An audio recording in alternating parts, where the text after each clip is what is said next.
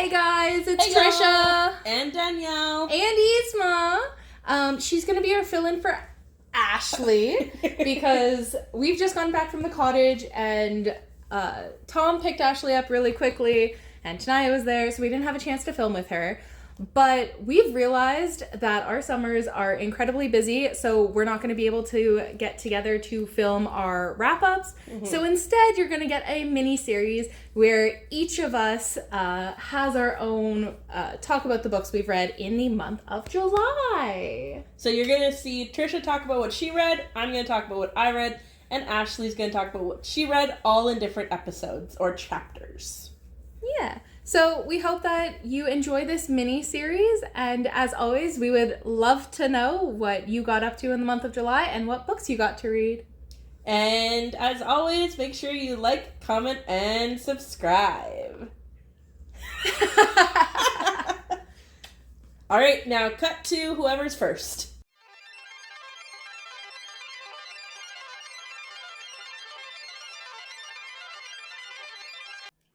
All right, so a couple of things before we get started. Number one, don't mind the wooden spoon with the microphone on it. We got some new mics, and I am testing them out to see what the sound quality is like, so I am so excited. The second thing is I am filming this a couple of days before July is over, because Josh and I are going away on a vacation. Yay! And I won't have data to be able to send this video to Trisha, so I have to send it before we head out. I am so excited. So this video will include a couple of books that I am currently reading and most likely will finish by the end of July in the next couple of days. So let's get started. Woo! Started. If you've been following along with our social media, you know that I have taken 3 cottage trips this summer already. So exciting. And I'm about to go on a 4th with my boyfriend, Josh. So that means that I finished a lot of books. I started off my summer by reading Wayward by Emilia Hart. Wayward is a story that follows 3 generations of the same family. And these women are all trapped in their own different kind of prison.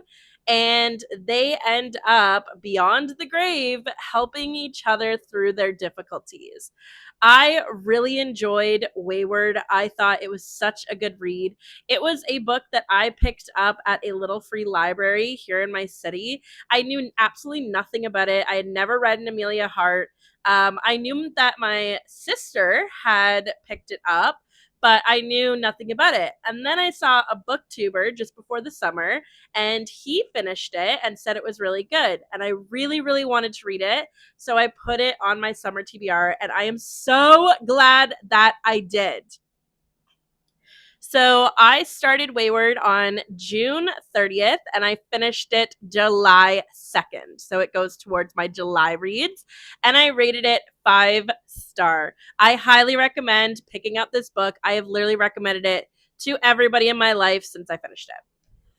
The next book that I managed to finish, Flesh and Bones by Kathy Reichs. So if you have probably heard the name Kathy Reichs, if you've been watching some of our videos or following us on social media, Kathy Reichs is one of Trisha's favorite authors.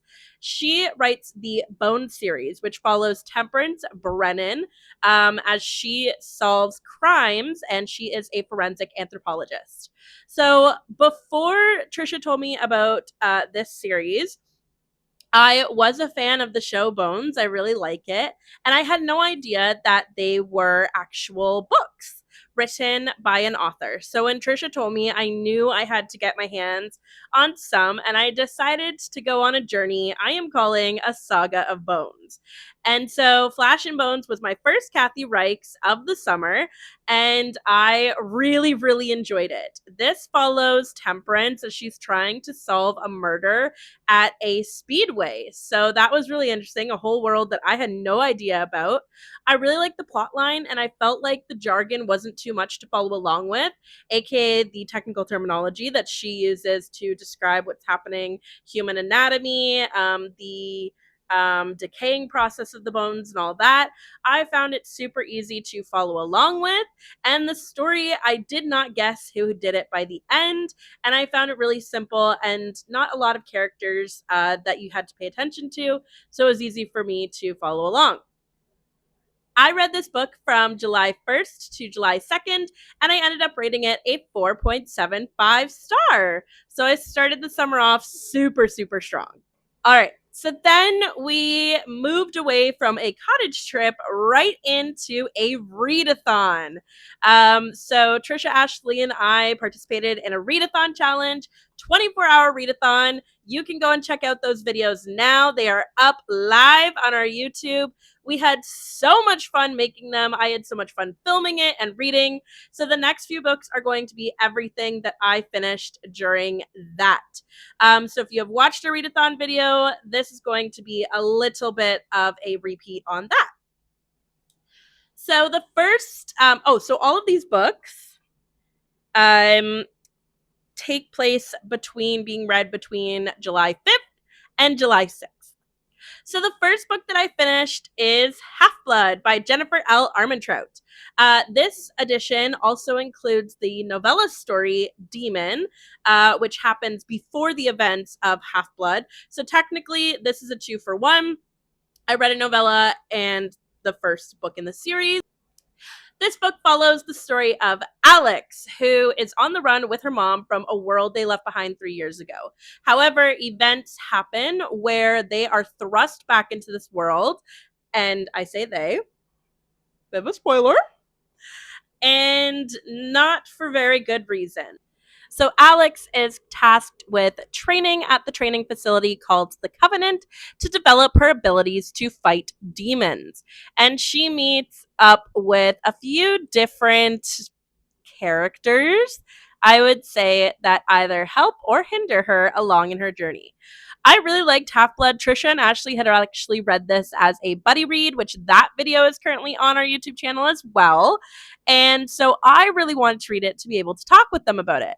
I liked Half-Blood. I liked the actions and I liked the different storylines, and I especially liked the parts where she was fighting with the demon.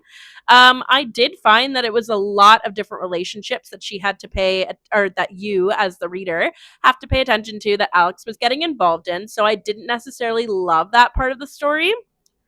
I also found the magic system super easy to follow along with how it works with the half-bloods, the purebloods, and the mortals, and the demons as well, and how demons become demons. So I really enjoyed this story, and I ended up giving it a 4 star. So we started off the summer super strong.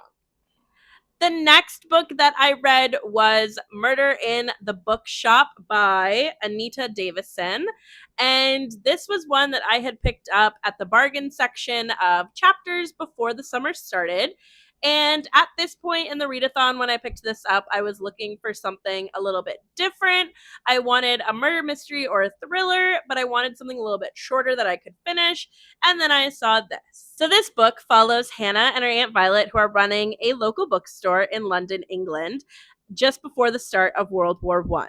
One day, Hannah walks in to find her best friend murdered in her bookshop.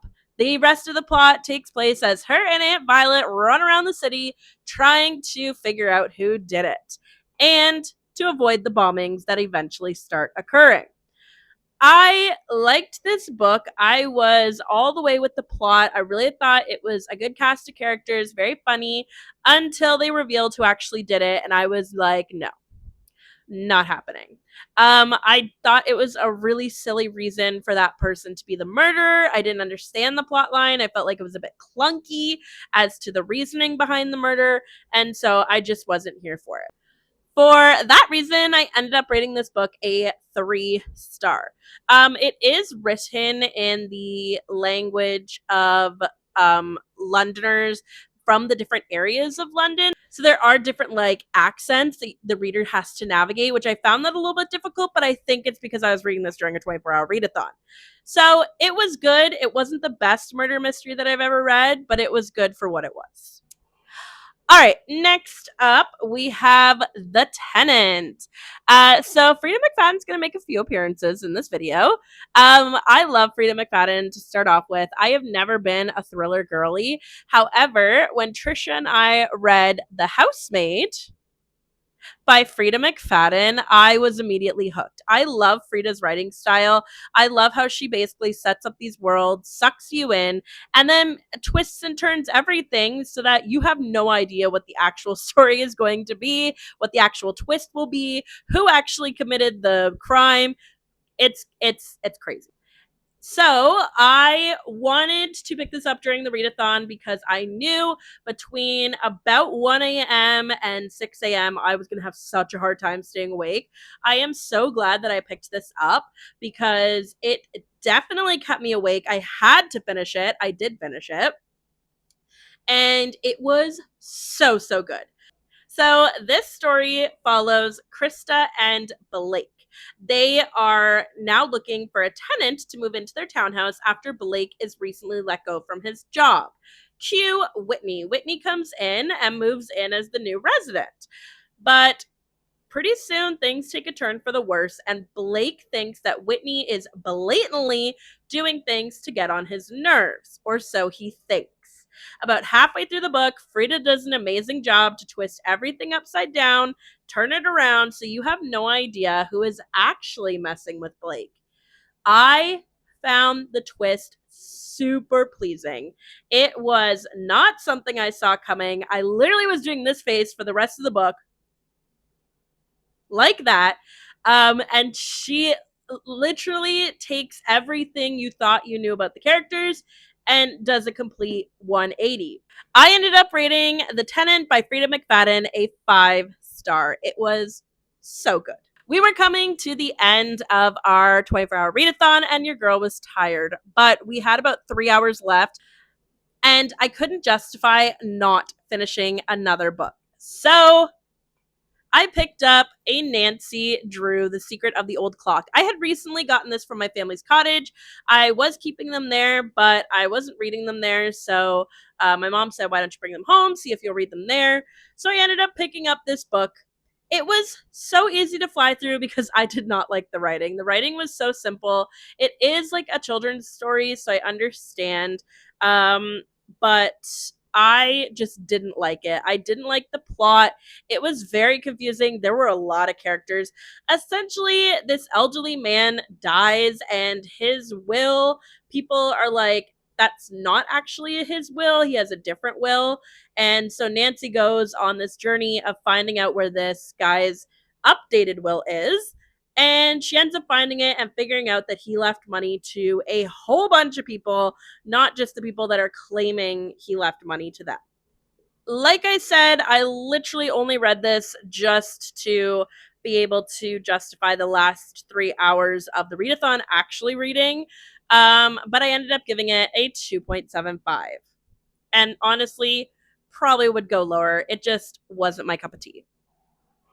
All right, up next for the readathon, this book I actually listened to as an audiobook throughout different points of the readathon, and I ended up finishing it afterwards. So I finished this book from July 5th to July 8th, and that is Death de Jour by Kathy Reichs. So this was my second Kathy Reichs of the summer, and this plot was very confusing. I think it was a poor choice to read it during a readathon because I was here for the plot, and then it felt like all of a sudden there were monkeys. And I was like, why are there monkeys? Like, what, Kathy?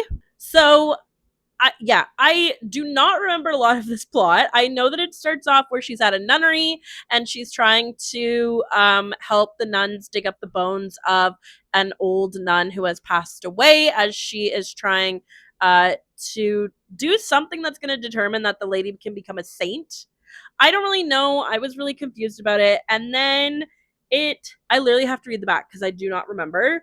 And then she uh, uh, finds another body, and there's multiple bodies that she has to connect between. I don't know. This was a very confusing book. So after that, they go to a house and they find that, Temperance goes with the police to a house. They find some burned bodies that they say there should be 2 kids in the house, but then there's not. But then they find the 2 kids' bodies, and that leads them to a cult because that's where the mother is from, question mark. It was a lot of characters, a lot of different storylines and plot lines, and it was very confusing. So I ended up rating this book a 3.25. It was okay. I liked the part where they were searching for the cult and talking about all that. I found that part interesting, but it wasn't enough it wasn't enough for a 4. I'm sorry, Kathy. I'm sorry. So anyway, Death de Jour by Kathy Reichs, 3.25. So the next book that I read, another Kathy Reichs. I read Spider Bones by Kathy Reichs, and I read this book from July 7th to July 9th. So this storyline follows Tempe as she is trying to locate the identity of 3 different bodies found in 3 different locations. And she ends up having to go to Hawaii to discover the true identity. I really liked this story. Really liked the part about the Hawaiian culture that this book talks a lot about. It also talks about the fear that soldiers face when they were entering wars like the Vietnam War and the Korean War, and the lengths that some of them went to avoid being drafted. So yeah, this book made me back in love with Kathy after the disappointment that Death de Jour was. So I ended up rating this book a 4.25. All right, the next book that I finished is another Kathy Reichs. So this was my 4th book. I swear there are more authors coming. So this was my 4th Kathy Reichs book of the summer and or of July. And I read it. It is The Bone Hacker. So this time it takes place in the tropics in Turks and Caicos. So this takes place in Turks and Caicos. This was also the first book that I read where Andrew Ryan, her lover / partner, took a more prevalent role that I can actually remember. And so basically, Temperance is trying to find this serial killer in the Turks and Caicos. And it was interesting to see what a justice system is like in a small island like this. This also featured Andrew Ryan's daughter and Temperance Brennan's daughter. This had a very thriller vibe to it. I did not like the part with the dog. I immediately texted Trisha and said, fair warning if you read this, there's a thing about a dog. And yeah, it felt very more thrillery, very more scary. Not what I was expecting, Kathy. Not what I was expecting. So I read this book from July 10th to July 11th, and I ended up rating it a 4-star. Okay, the next 2 books are books that I read on my Kindle. So I will have Trisha insert pictures of the cover here so that you can see the cover if you want to pick them up. So the next book I read was Ward D by Freida McFadden, and this was spooky ooky. So this book follows Amy, a resident student at medical school who has to go through different rotations in the different departments of medicine. I think she's a resident. I think that's what it said. Correct me if I'm wrong. But basically, she has to spend a night on the psych ward where she runs into 2 old acquaintances. She is thrown in with all these different patients who most are suffering from schizophrenia. Throughout the night, Amy has to battle both her inner and outer demons in order to survive till the morning. And can she do it?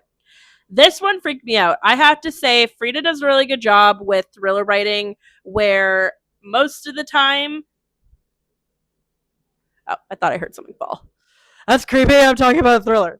So this one really freaked me out. Freida does a really good job with thriller writing where most of the time it's like, whoa, like I totally didn't see that coming. This one was like, do I have schizophrenia? Like what? It was really, really creepy, and I read it at the cottage, and I really don't like that I read it at the cottage. So I read this book in one day from July 11th to July 11th, and I ended up rating it a 4.75 because it was a little bit scary. A little bit scary. Just a little bit. The next book that I read was also on my Kindle, and it is Pure, which is the second book to Half-Blood by Jennifer L. Armentrout. This book takes place right as the first one ended, with Alex now more well-seasoned, and she is continuing her training. So it is decided that she will stay at the Covenant and train, and now we know that she is the second Apollyon. Apollyon? I think it's like Apollyon. So I did not like this book. First of all, it took 13 chapters for something to happen, which was really annoying because the first one, there was like action throughout.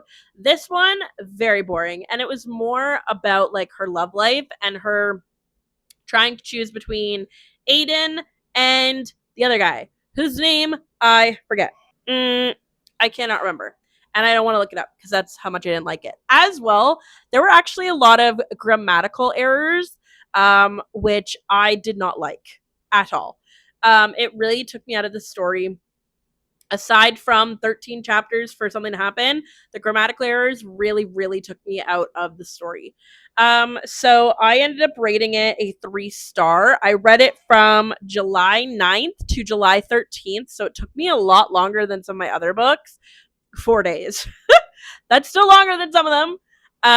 But yeah, I rated it a 3-star, and that was being kind because it was not good. I actually might bump that down to a 2, to be quite honest. It was really not good, and it actually turned me off from the series, and I don't really think I'm going to continue with the series. So if y'all want to spoil it for me down in the comments, let me know what happens in the rest of the series. All right, the next book I read was another audiobook, and I read Déjà Dead by Kathy Reichs. I really liked this one. I liked the focus on the red light district and prostitution. So basically, this one takes place mostly in Montreal, and Tempe is with her friend who is another anthropologist, and I believe she's a socioanthropologist, like sociology, essentially. And her friend is looking into the red light district and interviewing the prostitutes. And Tempe's latest case with the bodies that she has discovered leads her to that area, and it's prostitutes that are being killed. And the serial killer guy was very creepy. But yeah, I really liked it. I found the plotline super interesting. Again, another one of Kathy's that was very easy to follow along with, very easy to keep like everybody in track, who everybody was, and I really liked that. Oh, and that one was my 5th Kathy Reichs book of the summer, or July. So for Déjà Dead, I read it from July 12th to July 14th, and I ended up rating it a 5-star. So, back to the physical books. The next book that I read is March Roars by Maureen Jennings. If you have heard of Maureen Jennings, you are probably a fan of Murdoch Mysteries. She writes the Murdoch Mysteries series. And this copy, hold on, wait for it, is actually signed by her. So I picked up this copy at the bookstore at the cottage when my sister and I went, and I love the show Murdoch Mysteries. This is a story that follows a female detective working with William Murdoch's son. His son? Hold on. I'm fact checking. Yes, it is his son. I checked. And basically, she is trying to solve a couple of different mysteries. But the main plot is that two young Black boys in Toronto have been accused of stealing and are facing up to 10 days in prison. Now, that doesn't seem like a lot. However, the man that they are claimed to have stolen from ends up having a stroke. And so they are looking at involuntary manslaughter and a longer sentence, which for two boys who are currently living on the streets of Toronto is not good. It follows private investigator Charlotte as she navigates the streets of Toronto to seek the truth. I really liked this story. I loved that it took place in Toronto, and actually this town where my cottage is mentioned, which is so funny, and I loved that. It was a nice little Easter egg in there for me. And so it was a really fun read to read something that was pure Canadian, written by a Canadian author, taking place in Canada. I also really liked the storyline. So this takes place between World War I and World War II. And kind of the events leading up to World War II. And it was really interesting to hear the tales of the veterans of World War I that are in Charlotte's life, because it's not really something that you see. It's more about World War II. So it was really, really interesting.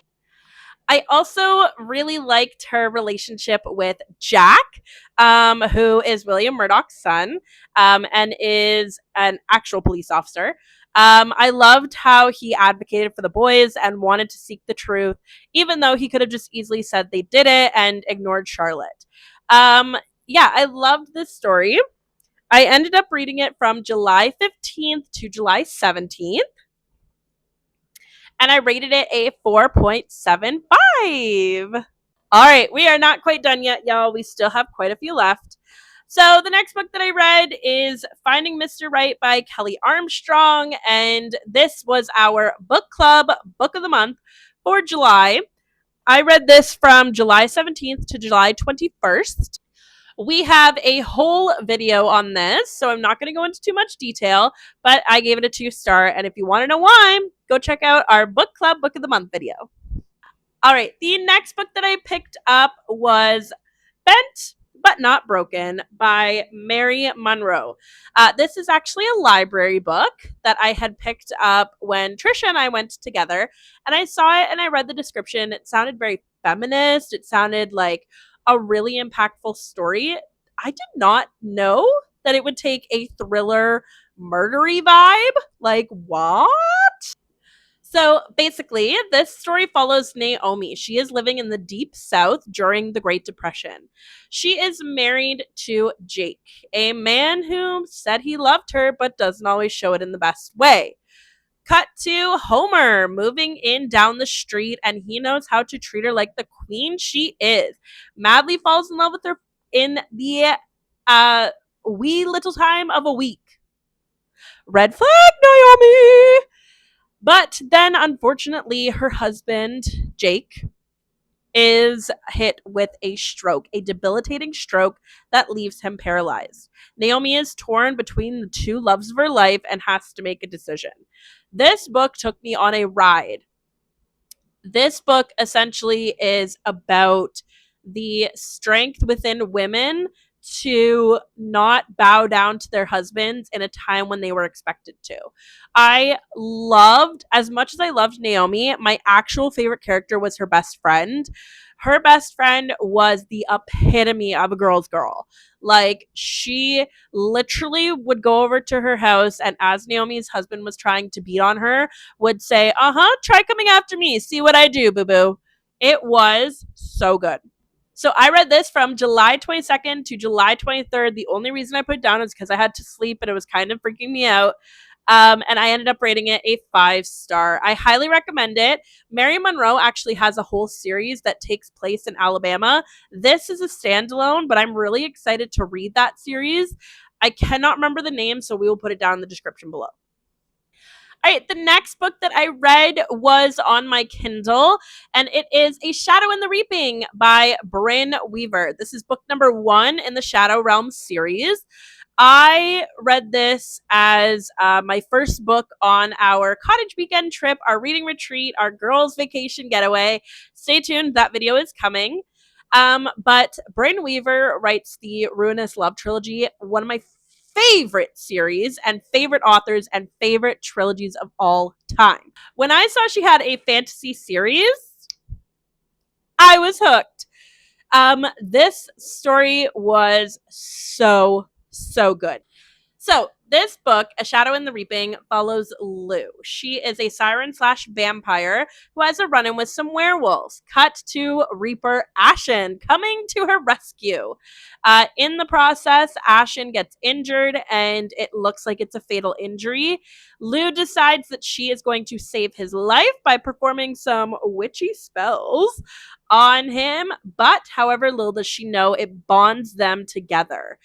Ashen takes her to the Shadow Realm, hoping that they can figure a way where they no longer are bonded. Cut to the end where, and this is a huge spoiler, so if you have not read the book, skip to insert timeline here, or timestamp.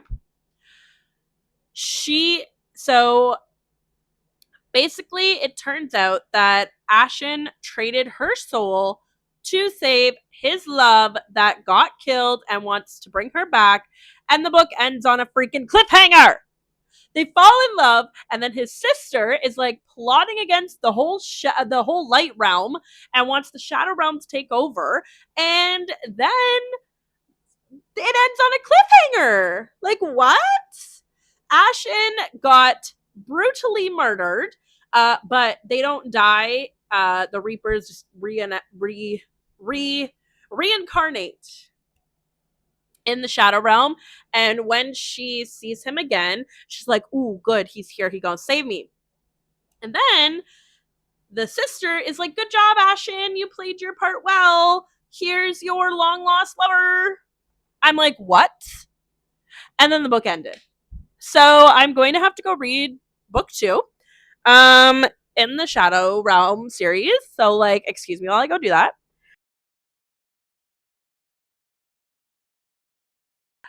I read this book from July 25th to July 26th. I ended up rating it a 4.75. I really didn't like that it ended on a cliffhanger. I understand it makes you read the next one, but I just didn't like that it did that because it, like, made Ashen, it set him up as, like, a traitor, and I didn't think that's how he was going to be. I didn't think that's how Brynne Weaver was going to write him to be, so I was a little disappointed. But anyway, 4.75 star. The next book I read, The Inmate by Freida McFadden. This book follows Brooke Sullivan, a nurse who has just moved back home after the devastating loss of her parents in a car accident.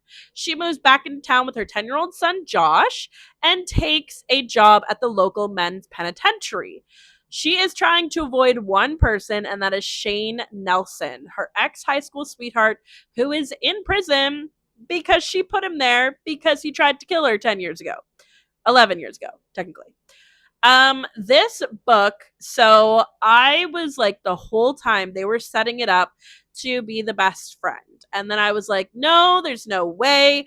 And then, like, with 80 pages left, they still were set, like, Freida was still setting it up, like, yep, it's going to be the best friend. And then the giant twist happened. So I was a little eensy-weensy bit disappointed that, like, they set it up so far into the book before the twist came. And then after the twist came, I felt like it happened way too fast, and not way too fast, like, way too much was thrown at you. I felt like it happened way too far into the book. And then, like, I love Freida McFadden's twists, and I love how she writes them. However, with only 80 pages left, it was a lot to digest. So again, spoiler warning. So if you do not want to be spoiled for The Inmate, skip to this timestamp. So basically they twisted around that Shane Nelson actually did kill those people with the help of his mom, who is not dead like we thought. And then Shane gets killed by Josh, the 10-year-old son. What? And the reason they killed all those people was because they were actually trying to kill Brooke, and because Brooke's dad had an affair with Shane's mom, but then refused to leave Brooke's mom, so she wanted to kill his daughter. What? See, I still didn't have time to digest. So I read this from July 26th to July 27th. And I ended up rating it a 4.75. So I still loved it, and I loved the twist because I definitely didn't see it coming. But it was just too much thrown at me at the end there. All right, and the final book that I have finished, now I'm not saying this is the final book of July, but the final book that I have finished that I'm going to talk about is Butcher and Blackbird by Brynne Weaver. So this is book 1 of the Ruinous Love trilogy. I'm not going to say too much because I did read it for a future video. This is a reread for me. I've read the whole Ruinous Love trilogy, but I am going to be reading it a bit differently this time. I am reading it as a tandem read. So that video will come out, so there will be more information on that, but there is a way to tandem read all 3 books. I am currently doing it and loving it. It definitely is a new experience tandem reading this, and I feel like it makes the story more complete. I feel like it makes the story feel more like a TV show. I absolutely love the way that Brynne Weaver writes banter and relationships between main male characters and main female characters. If you have not read the Ruinous Love trilogy, please go and read it. I recommend it to everybody I know. Trisha and Ashley are currently reading it. Woohoo! And like I said, it is going to be for another video, so I'm not going to get into too much detail. But essentially, serial killers. That's all you need to know. I rated it 5-star. It was a reread for me. I absolutely loved it. And tandem reading, if you have read the Ruinous Love trilogy, but you have not tried tandem reading it, highly, highly recommend. So, even though I have not finished these next 2 books, you might see them. If I do finish them, I will definitely leave it in the comments below. You might see them finished. So before I do my stats, I might finish Leather and Lark and Scythe and Sparrow by Brynne Weaver. So like I said, I'm doing a tandem read of the Ruinous Love trilogy, and so I might finish those. I'm not sure. Like I said, we still got a couple days left in July, and I'm definitely taking those with me to the cottage. So on the beach, might finish it. But yeah, I am hoping to finish it by the end of July, those 2.